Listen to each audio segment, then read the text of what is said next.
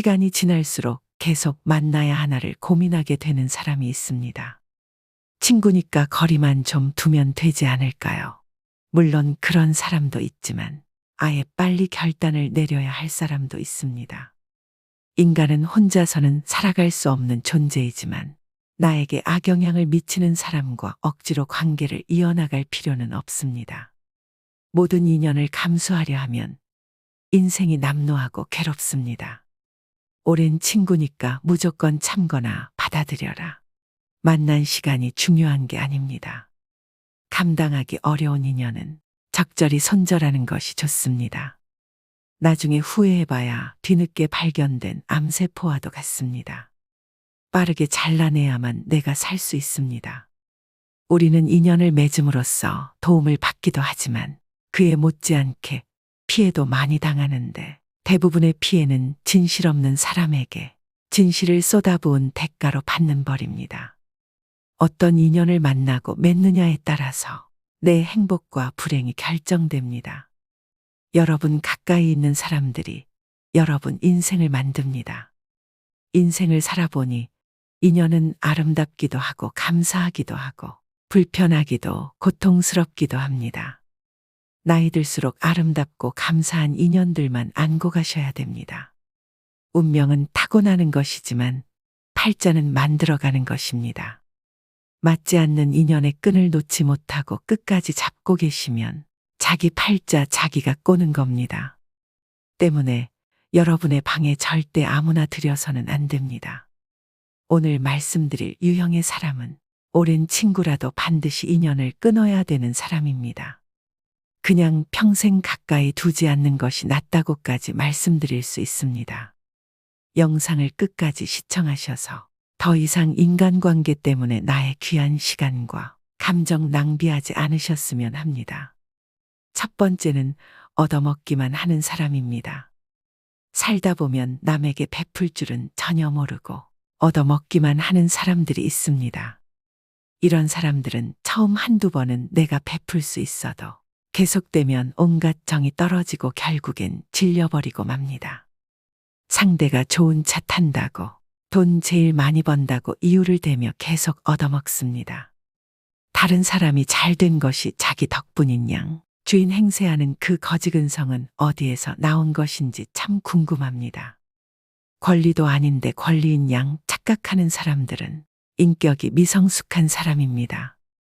받는 게 당연한 줄로만 알고 나중에 안 주면 오히려 역정을 냅니다. 호의가 계속되면 호구가 된다는 말이 딱 이런 사람들 상대로 맞는 말입니다. 그들을 자세히 살펴보면 평소 자기가 하고 싶은 것들은 모두 누리고 유독 사람을 만날 때만 돈이 없다고 말합니다. 친구의 양보만 원하니 어처구니가 없습니다. 이처럼 당연하게 얻어먹는 사람은 다른 사람이 이룬 성공은 함부로 폄하하면서 자기가 가진 것은 굉장히 귀하게 여기는 이기적인 사람입니다. 이런 친구 중 적지 않은 수는 내가 어려울 때 나 몰라라 할 가능성이 높습니다. 내 어려움을 안타까워하기보다 얻어먹을 대상 하나가 줄었다는 식입니다. 다만 내가 사면 상대도 반드시 사야 한다는 것이 아닙니다. 얻어먹기만 하려는 친구와 형편에 맞게 사려는 친구는 눈에 보입니다. 형편이 안 되는 친구는 돈 걱정 말고 몸만 오라고도 합니다. 그 마음이 와닿기 때문입니다. 얻어먹기만 하는 친구는 작은 이익에 집착하는 옹졸함과 이기적인 면이 관계를 해칩니다. 친구를 이용만 한다는 생각에 만남이 짜증스럽습니다. 이런 친구에게 쓰는 돈은 헛돈 쓰는 것과 같습니다. 차라리 어려운 사람에게 기부하는 것이 100번 낫습니다.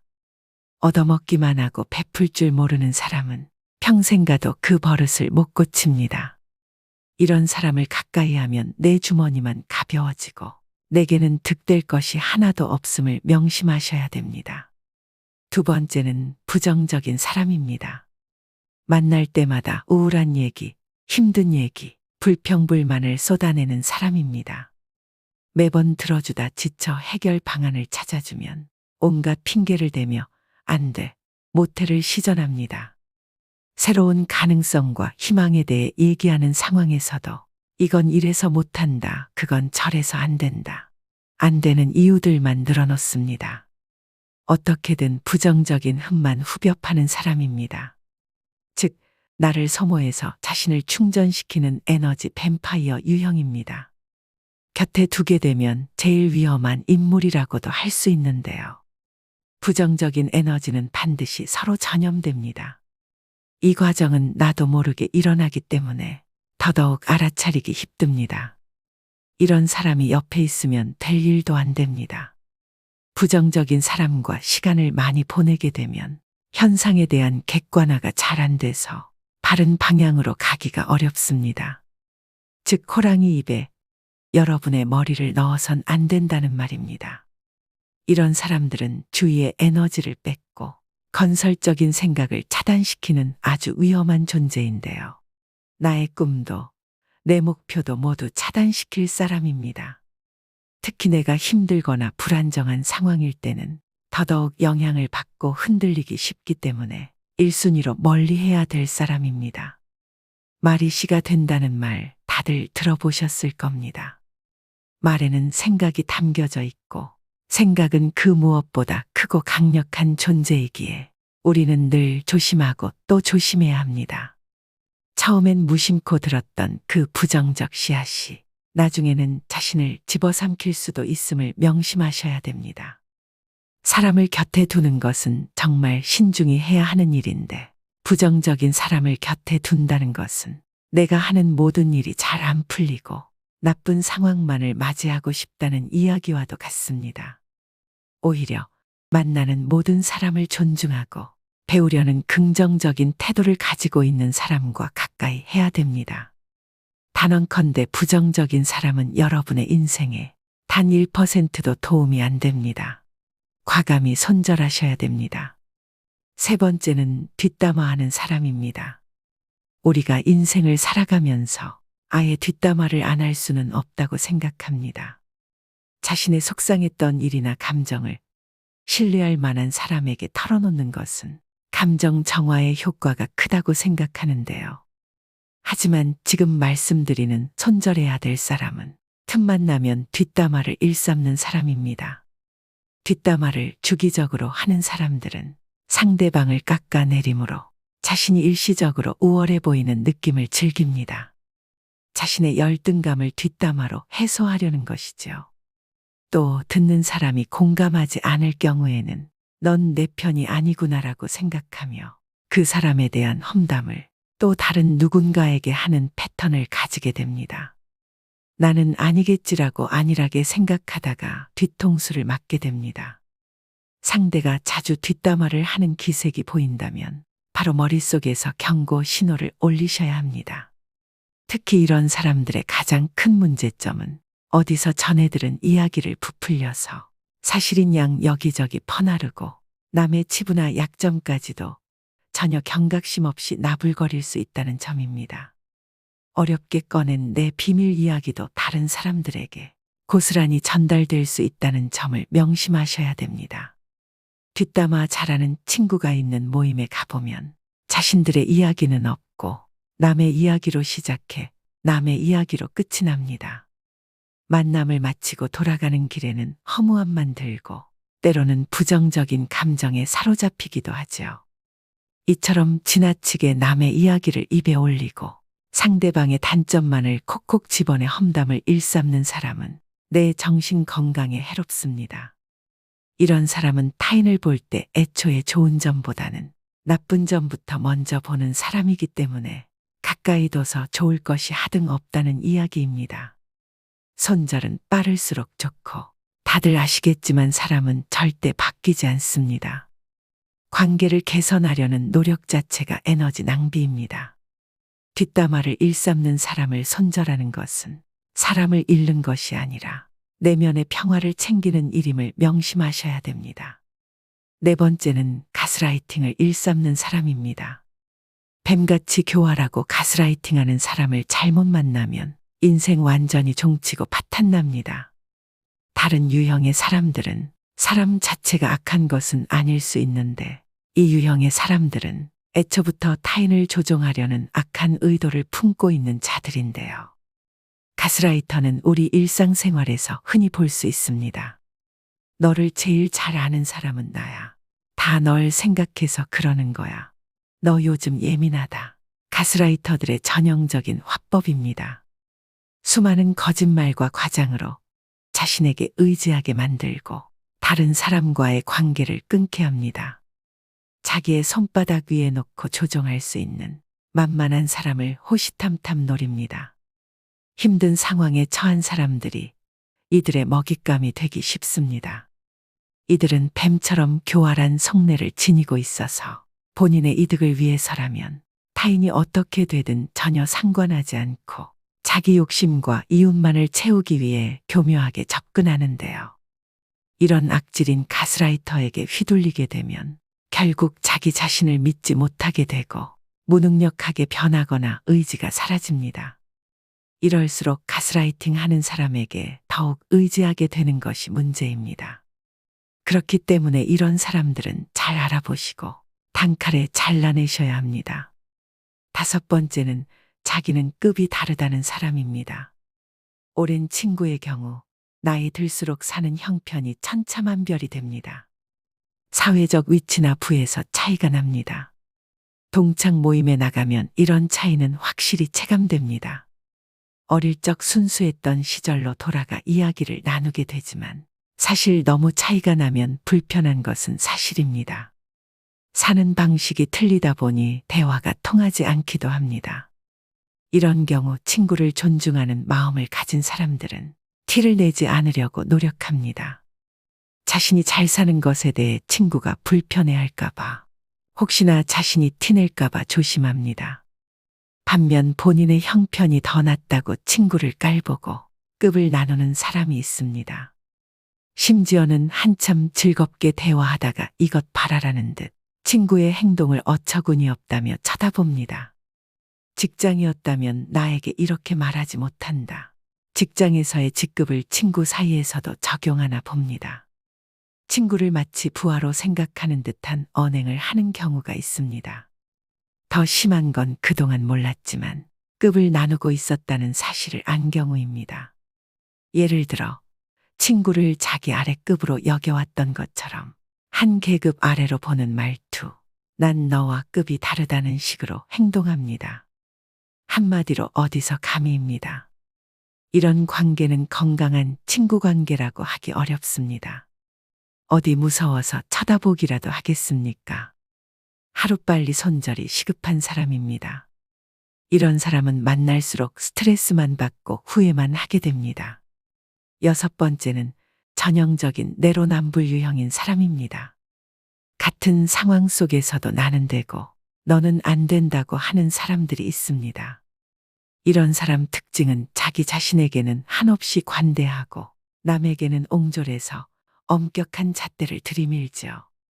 진정 성숙하고 그릇이 넓은 사람이라면 이와는 반대로 적용합니다.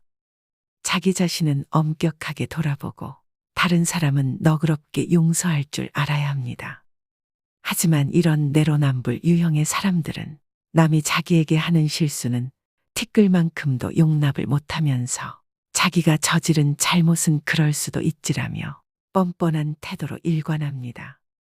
또 이런 사람은 남에게 미안하다는 사과도 전혀 하지 않고 본인의 잘못을 인정할 줄도 모릅니다. 이런 사람을 두고 참으로 낯짝이 두껍다, 뻔뻔하다는 표현이 있는 것이겠죠. 그야말로 천상천하 유아독존에 제 잘난 맛에 사는 사람입니다. 애초에 자기를 향한 기준이 너무 관대하고 자기 객관화가 안 되는 사람이기 때문인데요.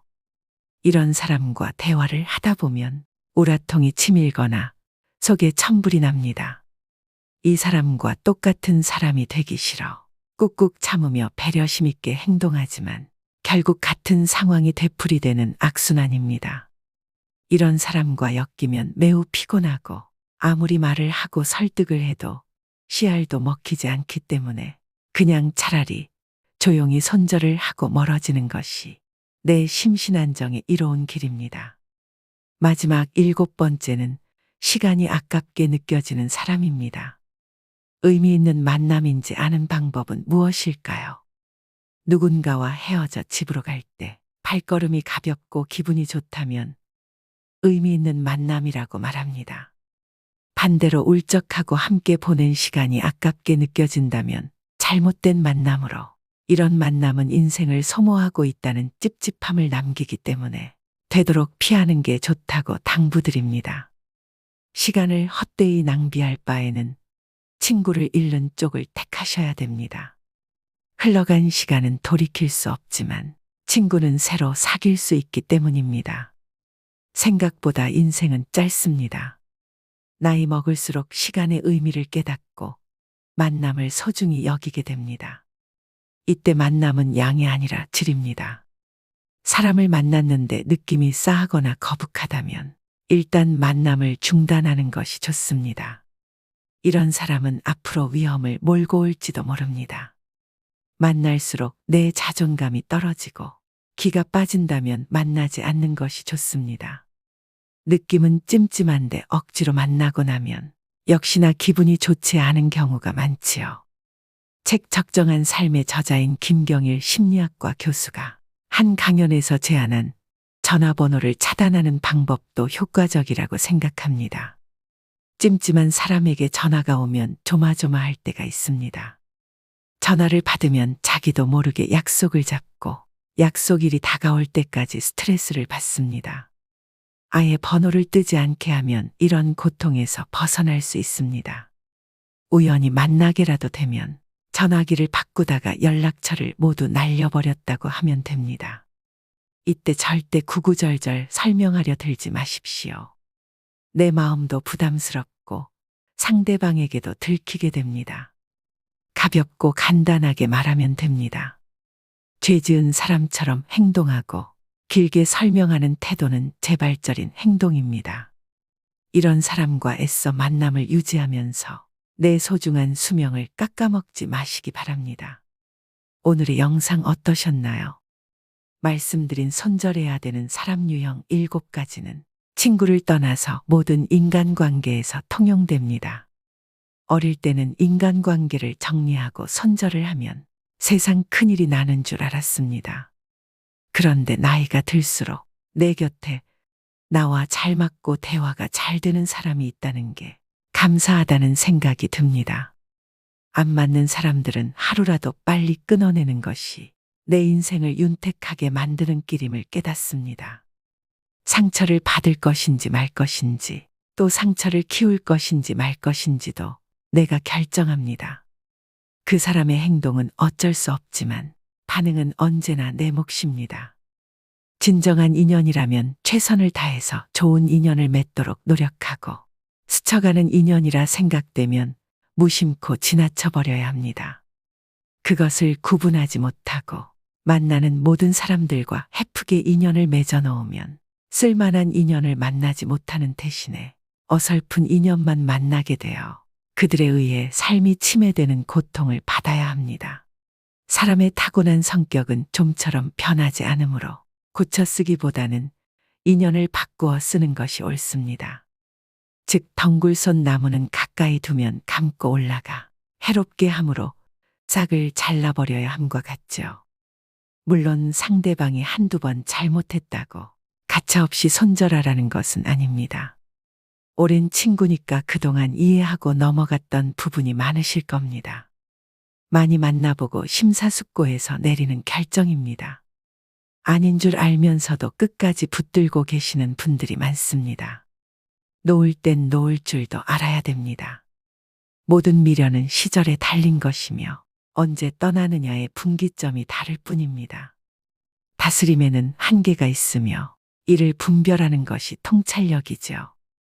오늘의 영상이 인간관계에 있어 통찰력을 기르는 시간이 되셨길 바랍니다. 오늘도 노후의 지혜와 함께 해주셔서 감사드립니다. 황금빛으로 무르익어가는 여러분의 지혜로운 인생을 언제나 응원합니다.